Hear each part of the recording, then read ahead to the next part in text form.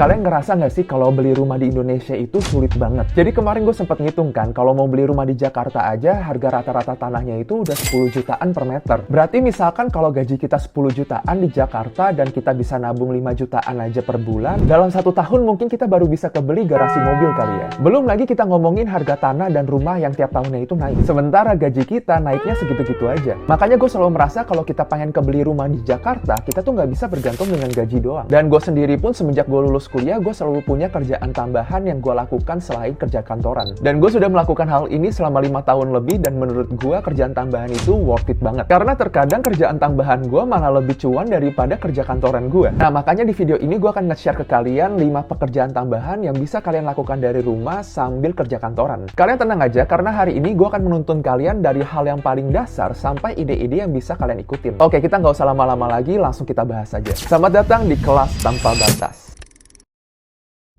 Kerjaan sampingan pertama adalah trading atau investing. Ini adalah pekerjaan yang mempunyai potensi yang sangat besar, tapi resikonya juga besar sebenarnya. Sekarang kita coba bahas dulu apa itu perbedaan dari trading dan investing. Umumnya, trading atau investing itu berarti kita membeli sesuatu di harga yang rendah dan menjualnya di harga yang lebih tinggi, dan selisihnya itu menjadi profit kita. Dan yang membedakan keduanya adalah kalau misalkan trading itu kita beli dan menjualnya secara cepat, dan kalau investing kita membeli dan menjualnya dalam jangka waktu yang jauh lebih lama. Secara logika, trading itu bisa jauh lebih menguntungkan. Pertama kali gue trading itu di tahun 2020 ketika COVID. Modal awal gue itu sekitar 30 juta dan gue bisa mendapatkan keuntungan 20 juta hanya dalam 2 minggu. Waktu itu gue merasa udah jago dan gue melupakan semua manajemen resiko yang gue pelajarin. Pada akhirnya gue jadi trading asal-asalan dan gue rugi terus sampai pada akhirnya itu gue cuma balik modal doang. Di dunia trading kita itu nggak cukup jago analisis doang, tapi kita butuh yang namanya mentality yang bagus. Dalam artian kita harus bisa menjadi orang yang disiplin dan kita nggak boleh bertindak berdasarkan emosi. Kedengaran itu memang simpel banget, tinggal belajar technical analisisnya gimana dan mempunyai mental yang bagus. Tapi dari pengalaman gue tuh ternyata nggak semudah itu. Kayak pertama kali gue itu cuma belajar technical analisisnya doang, tapi nggak ada satupun yang ngajarin tentang mentalitinya. Kalau zaman sekarang sih sebenarnya udah banyak ya trader yang bikin kelas dan ngajarin dari A sampai Z. Tapi sayangnya kelasnya itu biasanya tuh mahal banget. Nah, jadi sekedar saran aja, kalau kalian mau belajar trading dari A sampai Z secara gratis, kalian bisa buka websitenya FBS. Dan trading tuh nggak cuma saham ya, tapi ada forex juga. Di sini kalian bisa dapetin materi yang dari dasar banget sampai materi yang udah kompleks. Dan semua materi yang ada di website ini tuh udah disusun berdasarkan tingkat kesulitannya. Dan hal ini akan sangat mempermudah kalian ketika belajar karena nantinya kalian gak bakal loncat-loncat materinya. Dan buat yang belum tahu, FBS ini adalah financial platform yang udah populer banget di kalangan internasional. Mereka ini sudah dipercaya oleh lebih dari 27 juta pengguna di lebih dari 150 negara yang berbeda. Dan mereka ini juga didukung oleh lebih dari 200 metode pembayaran. FBS ini juga recommended banget buat yang baru mau mulai trading karena minimal deposit mereka itu murah banget, mulai dari $5 doang. Dan cara daftarnya itu juga gampang banget. Kalian bisa pakai Apple ID, Google, Facebook, atau email. Nah, kalau pakai email, kita tinggal pencet aja yang gambar emailnya.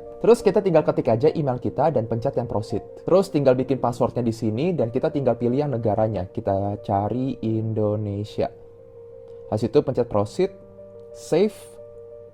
Habis itu kita tinggal bikin PIN. Setelah bikin PIN, nanti tampilannya akan seperti ini. Sebelum kalian melakukan deposit pertama, kalian juga harus verifikasi data diri dulu. Caranya itu tinggal pencet yang more di sini, habis itu tinggal pencet yang let's get you verified, terus tinggal pencet yang continue, terus di sini udah pilih yang identity dokumennya, kita tinggal pencet yang continue lagi. Kalian tinggal pilih negara yang Indonesia, habis itu kalian bisa masukin satu di antara 3 dokumen ini. Pilihannya ada kartu SIM, KTP, atau paspor. Habis itu kalian tinggal foto aja kartu identitas kalian dan tungguin sebentar, dan kalau udah terverifikasi, kalian baru bisa deposit uang beneran. Dan depositnya itu juga gampang banget. Kalian tinggal pencet yang funds di sini aja, habis itu pencet yang deposit, ditungguin sebentar, dan nanti akan muncul banyak banget tipe pembayaran. Nah, biasanya gue pakai yang BCA di sini dan gue pakai yang Kris BCA. Terus kita tinggal masukin nomor telepon dan pencet deposit amount-nya. Contohnya di sini gue masukin 1 juta.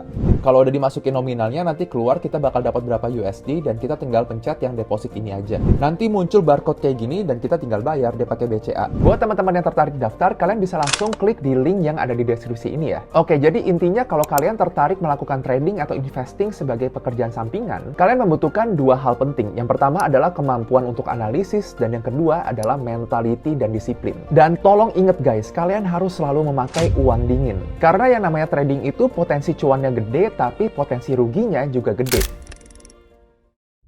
Yang kedua adalah tutor online. Ini adalah kerjaan sampingan pertama gue, dan menurut gue ini termasuk mudah dilakukan. Syaratnya itu cuma dua menurut gue. Kalian harus punya skill dan kalian harus punya waktu tentunya. Dan skill yang gue maksud di sini tuh luas banget, kayak contohnya bahasa Inggris, matematika, ngoding, atau bahkan sampai Excel dan desain grafis. Sebenarnya bayarannya itu tergantung dari diri kalian sendiri, kalian mau mintanya berapa. Tapi dari pengalaman gue, tutor online itu bisa dapat ratusan ribu per jamnya. Jadi di tahun 2021, gue itu kerja di tambang dari pagi sampai sore, dan malamnya itu gue suka ngajar guys. Mungkin tiap malamnya itu gue menghabiskan sekitar 3-4 jam untuk mengajar. Dan tiap bulannya gue itu bisa dapat sekitar 6-8 jutaan. Hal yang paling gue suka dari kerjaan sampingan kayak gini adalah jam waktunya itu fleksibel karena kita sendiri yang nentuin. Dan juga kita nggak perlu pindah-pindah tempat karena semuanya online. Dan kalau gue perhatikan tantangannya itu cuma ada dua. Yang pertama, kalian tentunya harus punya skill yang bisa kalian jual. Dan yang kedua, kalian harus nyari murid. Kabar baiknya, nyari murid itu sekarang tuh nggak sesusah zaman dulu. Karena semenjak COVID di tahun 2020, kebanyakan pelajar itu sudah terbiasa belajar online. Kalau gue sendiri dulu tuh gue bergabung sebagai pekerja lepas di salah satu platform belajar online, dan gue tuh bagi hasil sama mereka. Jadi kalau kalian tertarik mau tutor online, kalian ini bisa melewati dua jalur. Yang pertama, kalian cari murid sendiri, dan yang kedua, kalian bisa gabung perusahaan lain kayak yang gue lakukan dulu. Pekerjaan sampingan yang ketiga adalah content creator. Sekarang kita sudah memasuki era di mana mata uang baru itu muncul, yaitu attention atau perhatian dari orang lain. Soalnya, perusahaan zaman sekarang itu lebih memilih untuk membayar content creator daripada membuat iklan di TV. Dan potensi keuntungannya itu nggak ada batasnya guys. Semakin besar platform kalian, bakal semakin banyak tawaran yang masuk dan harganya itu bakal semakin tinggi. Dan content creator itu luas banget ya. Kalian bisa main di YouTube, Instagram, TikTok, bahkan podcast. Dari pengalaman gue, ini adalah pekerjaan sampingan yang paling worth it. Soalnya modal awal yang kalian butuhkan itu nggak mahal. Dan kalau kalian gagal, kalian itu nggak rugi apa-apa. Makanya sebenarnya tuh gue agak bingung kenapa orang tuh masih mikir dua kali untuk menjadi content creator. Bahkan untuk mendapatkan endorsement yang pertama itu, kalian nggak perlu followers yang gede-gede banget loh. Karena gue inget banget endorsement pertama gue itu gue dapatkan ketika followers gue itu kurang dari 10.000. Selama ini sebenarnya gue menemukan beberapa orang yang sebenarnya pengen jadi content creator tapi nggak jadi karena takut malunya. Itu normal menurut gue, karena ketika gue memulai, gue juga memikirkan hal yang sama. Tapi gue menyadari satu hal, kalau kita gagal dan malu, nanti 2 minggu atau 1 bulan orang lain juga udah lupa kok. Jadi yang gue lihat, malu itu bukan resiko ya, tapi resikonya itu paling cuma ya keluar waktu doang. Jadi saran gue, kalau kalian memang punya ide untuk membuat konten yang bisa ditonton banyak orang, langsung bikin aja. Karena potensi cuannya itu memang sebesar itu guys. Oke, sekarang kita akan masuk ke ide yang keempat.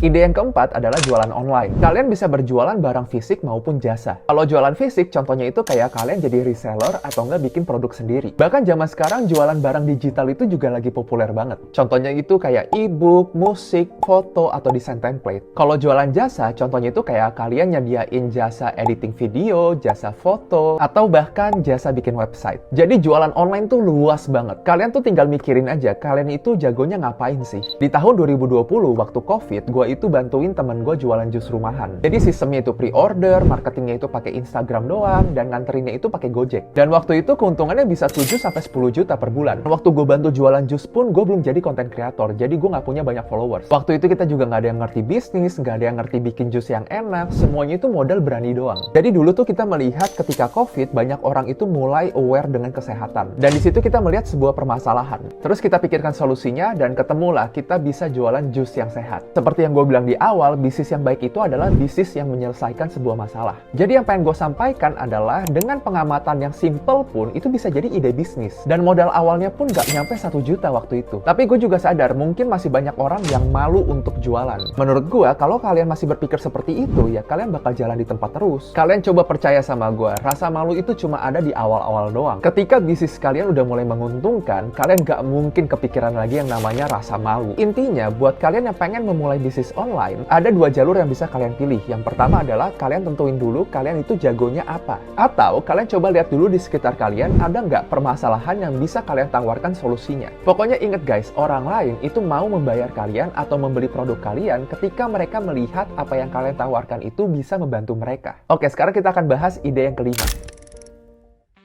Jadi kerjaan sampingan yang kelima adalah menjadi agen asuransi. Menurut gue ini adalah salah satu kerjaan sampingan yang potensi keuntungannya juga sangat besar. Teman-teman gue itu banyak banget yang jadi agen asuransi. Sejujurnya, dulu tuh gue nggak suka banget melihat agen asuransi. Bahkan dulu tuh setiap gue di chat sama temen gue yang agen asuransi itu jarang gue balas chatnya. Karena dulu tuh gue mikir setiap mereka ngechat itu pasti pengen nawarin sesuatu. Sampai pada akhirnya gue sadar itu memang pekerjaan mereka. Dan waktu gue tahu berapa keuntungan yang mereka dapatkan tiap bulannya, gue jadi paham kenapa mereka tuh sebegitunya nyari nasabah. Di tahun pertama jadi agen asuransi itu memang gak segede itu untungnya. Tapi kalau kalian udah bisa bertahan lebih dari 2 tahun, gue yakin banget keuntungannya itu pasti puluhan juta per bulannya. Jadi buat kalian yang merasa jago ngomong dan punya banyak teman, gue saranin mending kalian jadi agen asuransi. Gue tuh punya beberapa teman yang sekarang udah sukses gara-gara ngejual asuransi ke teman-teman kantor mereka. Yang penting kalian ingat aja, kalau kerjaan kalian halal dan tidak merugikan orang lain, kalian ngapain malu?